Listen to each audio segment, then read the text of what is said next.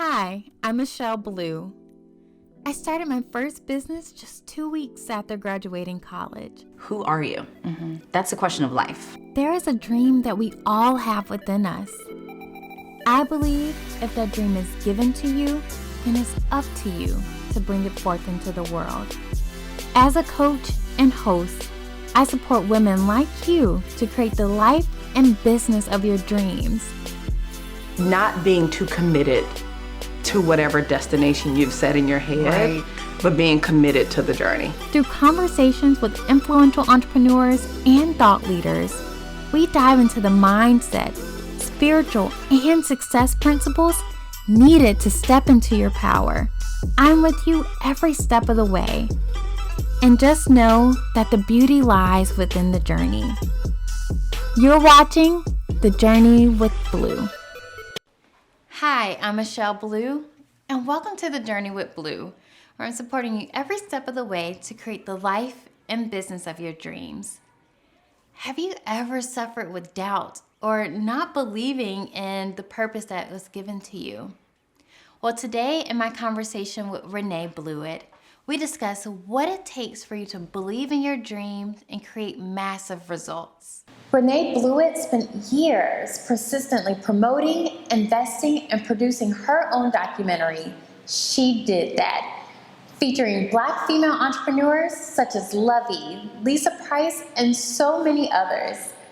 Her film has made it now onto Netflix, where she's having the opportunity to share the story she believed in when others didn't. So, Renae, I'm so glad that we were able to make this work during this crazy time. But I wanted to connect with you because, first of all, in the beginning of the year, you had big news. Yes. Your baby, She Did That film, landed itself to Netflix. Yes. Right? But I know that this was such a journey and a process for you. Mm-hmm. And a lot of times, like when we have a dream and a vision, we are always in a place of trying to figure out what is that end goal, right? Or figuring out how is it going to take shape and form. And sometimes it's really just having the belief first. Yes. And moving in that belief. And that's the only thing you have. Right.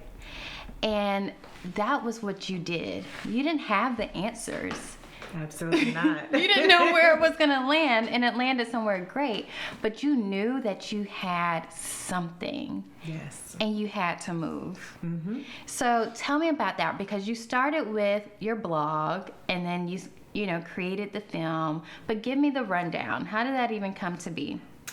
Well, it all started with the blog. I've been blogging about Black women entrepreneurs now for 11 years. And so in 2015, I did a photography exhibition here in New York, went around the city, photographed 25 Black women in the spaces where they create their magic. And that was an amazing experience. Everyone loved it. And when I left that event, I challenged myself, like, how do you top this, right? Because I believe that we are our only competition. And I was just like, you've been doing, all of this Q&A on the blog for, so many years. You've been hosting these events and panel discussions, and now you've done this photography exhibition. What can you do next? Like, how do you top this? What is the next medium that you're going to use to celebrate these Black women entrepreneurs? Right. So I prayed and I meditated on it, and God planted the seed for me to produce a documentary. I'm a huge fan of documentaries, love business documentaries, and after watching a few, especially on the topic of entrepreneurship, it struck me as odd that Black women are the fastest growing segment of entrepreneurs in this entire country, but we didn't have one documentary dedicated to our unique journeys. The way that Black women move in this world is magical. And I know we use that term a lot when we're talking about Black women, but I think it sums it up perfectly. And so I'm like, okay, we are somewhat of an afterthought in some of these stories and some of these documentaries. We're sprinkles here and there, but like, where's the film just about us? And so I knew that I was the person to do it. You know, once I came up with the idea, I was like, yeah, this is your job. This is your assignment. And I did not know how I was going to do it. To your point, I'd never produced a film before, but I have been a storyteller for most of my career. PR is storytelling, blogging is storytelling. And, you know, even the photography exhibition is a form of storytelling. And so I knew that I could do it, but I knew I just needed the right team to help me bring the vision to life. And God put the right people in my path. I mean, one of my good friends is a story producer, an Emmy Award winning story producer. Wow. And so she's been on my side supporting me throughout the whole In Her Shoes journey. And so when I talked about doing the film, she was kind of a consulting producer at that point. Like, we would talk about it every morning on the phone. And finally I'm like, why don't you join me? Like, you need to be on this journey with me. And so it's like the pieces were falling into place. And I also say this all the time. The film is about Black women, but it wouldn't exist without Black women. When I think about the Black women in corporate environments who believed in me, believed in my ability to bring these stories to life, you know, approved, you know, the corporate sponsorships and partnerships that finance the film, I'm just like, this is all about Black women. There are Black women behind the scenes that made this happen, Black women in front of the camera. So it was really a beautiful journey. And the film has taken me places and put me in rooms that I never thought that I would be in, Right. Which is pretty incredible. And so our first round of distribution with our distribution agency was with Amazon, Target.com, BarnesandNoble.com, all of the cable on-demand networks. And I was happy about that. Right. You worked that event with us where we celebrated that with Samsung. And I was like, I was satisfied because I knew that beyond the screenings that we were doing around the country, there were different places for people to, you know, access the film and access the content. But when I got the email about us being on Netflix, like, I had a serious case of imposter syndrome. Like, literally at first I was like, is this what? for me? Like, wrong email, wrong inbox. Like, what is happening? Yes. And so that was incredible. Like, that was Thanksgiving of 2019. And so that's something else that I talk to people about. Enjoy the journey. You know, like, I came up with the concept for this film in mid 2016. We started filming. The very first session of filming was with Luvvie here in New York. She was doing a book tour for her book, and that was like August, September of 2016. The film did not make its premiere until 2018 at Essence Festival. First round of distribution in 2019, and then the Netflix premiere February of 2020. So, like, this was 4 years of my life. Right. And, you know, a lot of people just learned about the film when it hit Netflix. And it's so funny because I'm like, wow, we've been doing a lot with this film. But it just goes to show you the reach of a platform that huge, you know? And so I just tell people all the time, like, trust the journey, enjoy the journey, get all the lessons, be present in each moment, because it goes by so fast. Like, those 4 years flew by, but like, they also feel like 100 years because so much work went into getting to that moment of Netflix. And the work still continues. You know, now that we are not having live events, we're doing a lot of virtual screenings, a lot of virtual conversations. At first, I was bummed out about the fact that we were no longer able to gather in person and watch the film and have all these wonderful Q&As after. But then it hit me like, this is actually the best time. Yeah, that, but it's also the best time to have content that's streaming, because what else are we doing? People are at home watching Netflix, watching, you know, everything with their friends, with their families, safely inside their homes. And so the response has been amazing. Like, it's like I'm always getting DMs and emails from people who are like, I needed this now because the space that we're in for a lot of people is the opposite of inspiring. And so for them to be able to see what these Black women were able to do on their own as self-made women without the financial resources that our counterparts have, it really just shows us that, you know, if these women can do it, you can do it too. Right. And that is a message that we need right now. Exactly.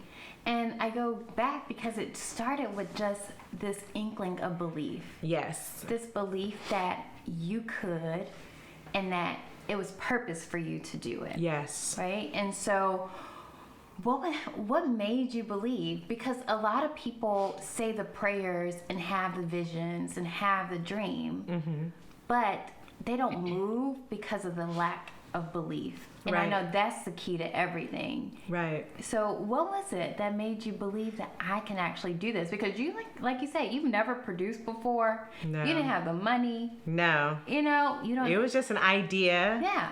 And audacity, I guess. And I honestly feel like ignorance is bliss sometimes. Had I known the mountain that I was approaching with this project, I may have talked myself out of it. So there are a couple things at play. Me not knowing, you know, the intensity of producing a film, and then also just feeling like if God planted this seed in my mind, I'm capable of doing this. Like, he wouldn't have planted this seed in my mind. Like, that idea was a gift to me. Right. And I felt like I had to honor that gift and do everything I could to bring it to life. And I did everything. And that is the thing. We have everything that we need to bring these things to life, right? But like you said, you did everything because I always say, like, you only attract up to your belief. Right. So you have to have like a unwavering, undeniable, unshakable grounding, and like, this is what I'm going to do. Yes. And I'm going to move these mountains. Yes. Right? Because you had to, like you said, create a team. You had to get the resources and everything about it. You had to sell it and pitch it to other people. Yes. And so you couldn't have any doubt in your mind around what you were doing. Right. Or it would have been seen. It would have been felt. People would have definitely known. A couple things here. I think that when you surround yourself with people who see greatness in you, that helps a lot too. There is not one person that I shared this thought and idea with that said, Renae, really? Like, you can't produce a film. You've never done it before. Everyone was 100% on board, rooting me on. You know, my mother didn't know what I was trying to do, but she was rooting me on anyway. Right, they never know, but they're like never happy know. for Like, you. whatever you're doing, I'm supporting you. And so that was huge for me because I had like this tribe of people around me who believed in me. And I also look at this project as being greater than me. So even though I didn't have all the answers, didn't know how I was going to get from point A to B, I knew that these stories needed to be told. When I think about myself as a little brown girl growing up in Indiana, not seeing women in these powerful positions, it also was a selfish endeavor too, because I'm like, this is what I wish I had access to when I was a little girl, or even when I was in college, you know? So I think, you know, we're in great spaces where we're surrounded by people that believe and like are on board for these audacious missions. But for people like maybe that brown girl who is still in Indiana, right? Who has this big dream and this big vision, but that doesn't have anyone around them supporting them and cheering them on. What would you say to them to keep them, you know, inspired and actually moving in their journey? I would say do your research. We are living in a time now where everyone is accessible, you know, and maybe not physically accessible, but if you go to, I don't know, if you want to create stories and tell your stories to the masses, if you go to like Ava DuVernay's page, you know, or you could access these people in these virtual conversations now. Like, I'm actually in these virtual rooms with people that I don't know if I would have been in these rooms with had we been operating the same way. So this is an excellent time to tap into the wisdom, Right. the creativity, and just the energy of people who are creating in a way that you may want to create. Right. Tap into that, like what they're sharing now, because I think people are a lot more vulnerable these days. I think that this space that we're in has humbled a lot of us in a lot of ways. So I just find that the conversations that I'm tapping into, I'm feeling vulnerability, just so much more transparency and honesty. And to me, that's inspiring, Right.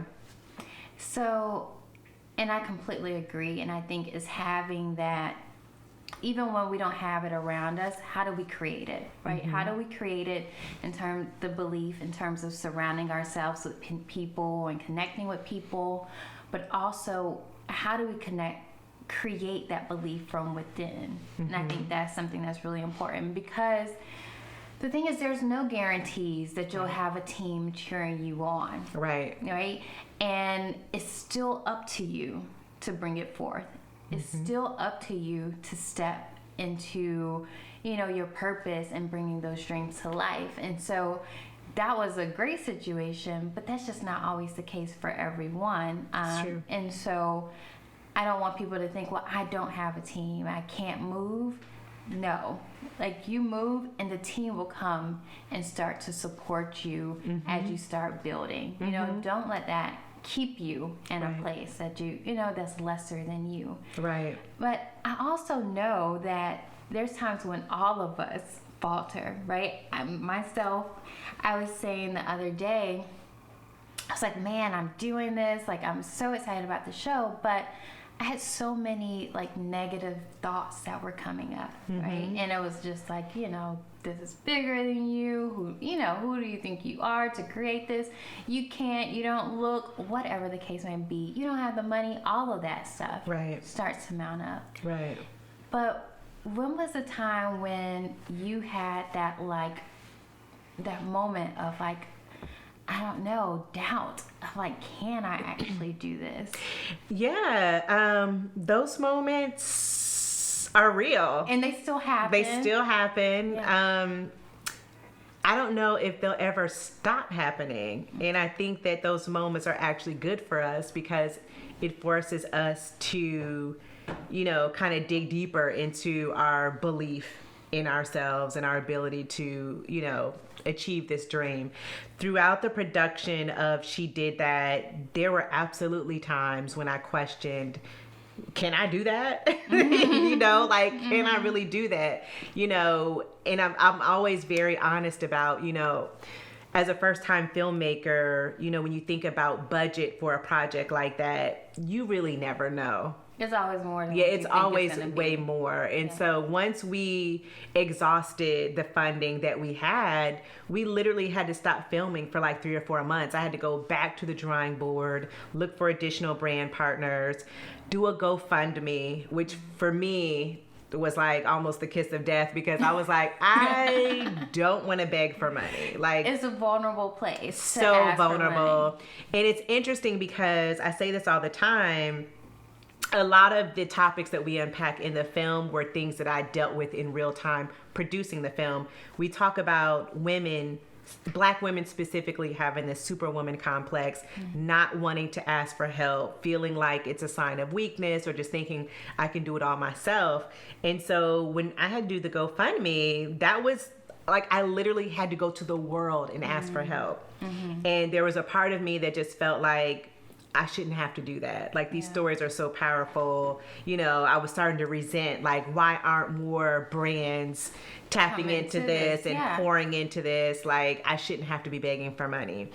And so when I decided to push past my ego, which is like 99.9% of what that was. Right. When I pushed past my ego, literally the very first morning when I announced the GoFundMe, like, my hands were sweaty. I was like, let me release this early on my feed. Maybe no one will see it.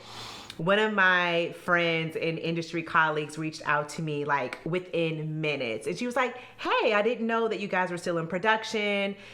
she has a marketing agency. She's like, one of my clients may be interested in this. You know, they're all about women's empowerment.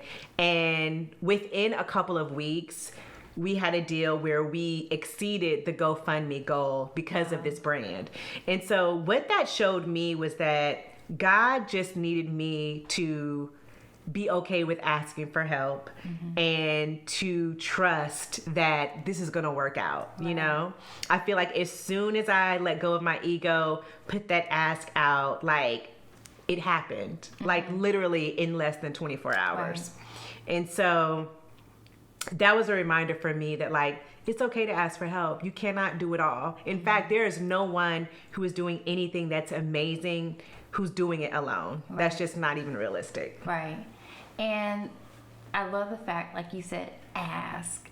And that is hard and it is humbling, and it, you know, a lot of times it makes us have to come from a vulnerable place.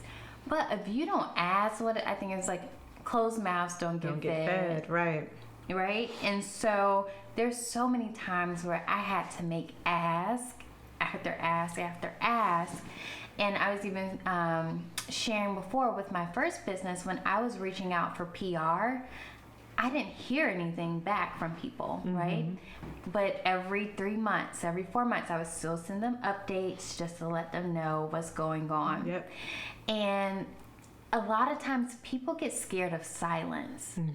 So even a lot of times in those 3 months, 4 months, I wouldn't hear anything, but I kept being persistent, not being annoying, but I was persistent. And then it was like, oh, now we're top of mind. Yeah.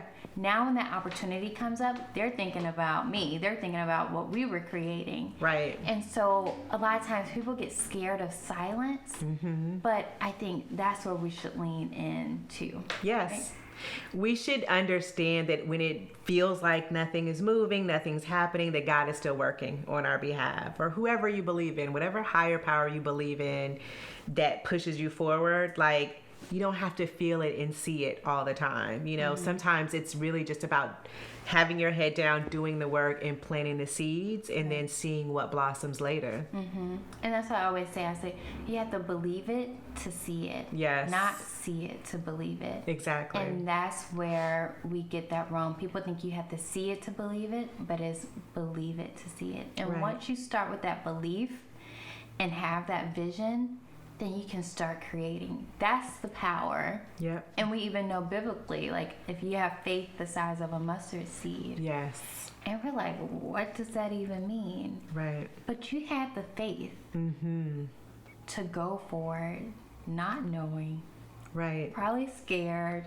Oh, absolutely scared, terrified. You know? But when I look at what we have been able to just accomplish, the impact that we're making, not just in New York City, not just in the US, but globally. Like, I'm getting messages from women in Ghana and, you know, other parts of the continent, you know, in the UK, just saying what these stories are doing for them.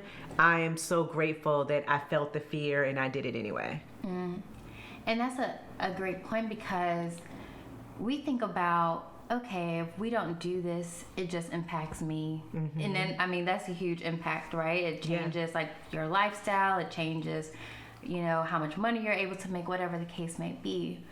But it's always bigger than that. Absolutely. You not being in obedience, you not walking into what's meant for you, it's about the other lives you're meant to impact. Right. Right. And so, yeah, if Renae didn't act, if Renae didn't move, then it would, these millions of lives at this point wouldn't have been impacted. And so it's like, it's just a ripple effect. And so even our small actions have such a reverberating impact in our world. Yes. And again, it's never just about you. Right. And that's something that you have to continue to remind yourself of, because this is a lonely journey when you are creating something and it's like your name behind it. Like, yes, I had a team, but if this project was a failure, whatever a failure could be for this, it would have been on me, you know? And so you have to push past those insecurities, you know, those negative thoughts, and just I would literally start to visualize the little brown girls who are looking at this project and then seeing that representation and knowing that they could do it too. Right. That's literally what keeps me going. And like I told you before this, when I kind of get scared about whether I should do something or not, walking and operating in my belief, I've realized I was like, I'm more afraid of regret than failure. Yes. It's like, I can live with the failure. Yeah, it hurts. That's temporary.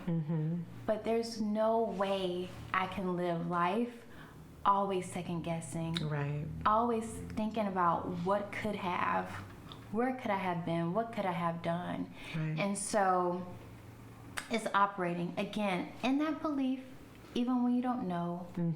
Even when it looks like things are not stacked up for you. Right.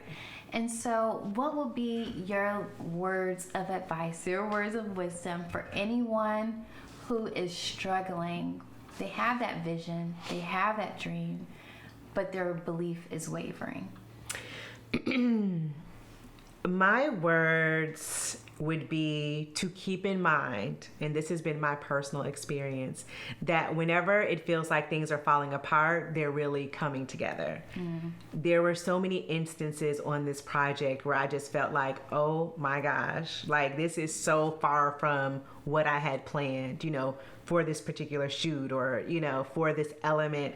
And literally, what came in place of those things that I thought were perfect for it were so much better than what I could have ever imagined. So it's a combination of things. Trust the journey, like the dark parts of the journey, the joyful parts of the journey, and everything in between. But just know that when you are in those valleys or in those moments of doubt, that things are actually coming together. And you just have to have faith, and you just have to get up every day, keep taking those baby steps, because those baby steps lead you to, this greater destination. Right.